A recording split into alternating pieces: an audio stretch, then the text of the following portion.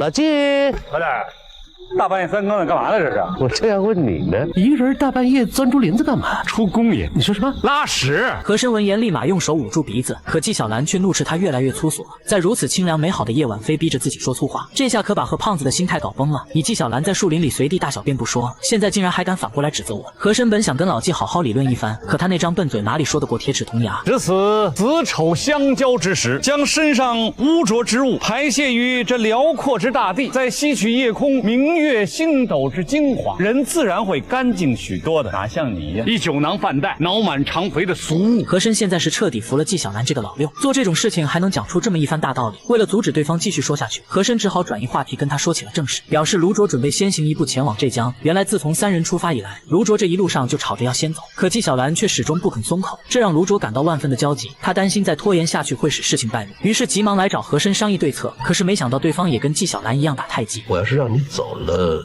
将来这话不好说。眼见和珅信不过自己，卢卓当即把话给挑明了。您是不是给自个儿留着后路？怎么说话？我留什么后路？我用得着留后路吗？卢卓这下算是彻底看清了和珅的嘴脸，他就是要等纪晓岚当值的时候才让自己走，将来即便自己出了事也跟他和珅没关系。在这种危急时刻，卢卓也顾不得对方的身份地位，竟然当场威胁起和珅。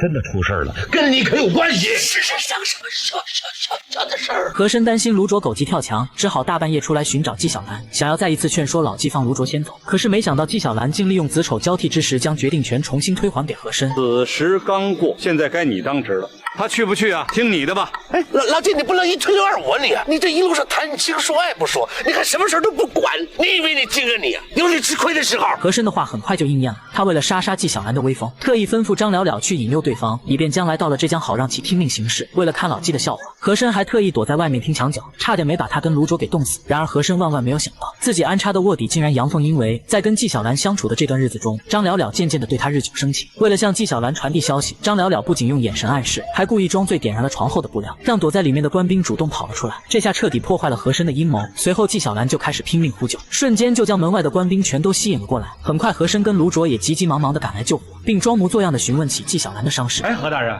你来的可真快啊！哎呀，你的事情我能不快吗？伤着哪儿了没？行，伤倒没有伤着哪儿。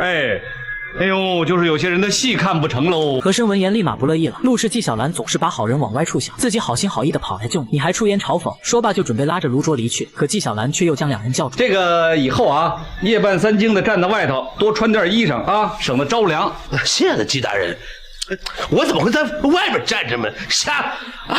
说嘛！卢卓回去没多久，管家就传来消息，说已经将富春县令的女儿给抓住了，还提醒他要尽快前往浙江，否则下面的事情可就不好办了。可卢卓现在早已是进退两难，不仅有纪晓岚从中作梗，就连和珅也留着后路呢，这让管家感到十分担心，当即询问何大人是不是真的打算不管了。那个老王八蛋，他就连先让我走这句话他都不敢说，这还是在路上。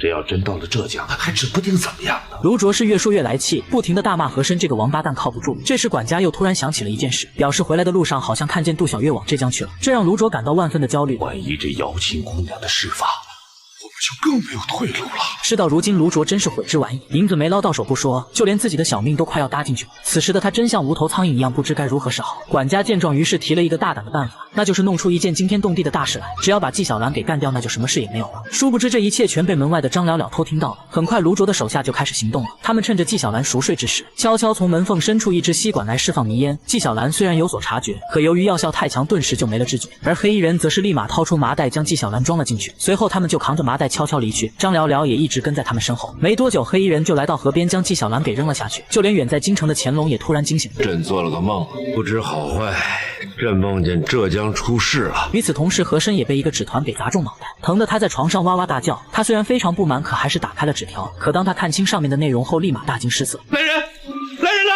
老爷，来人！来了！老爷，怎么了？快去看看老季。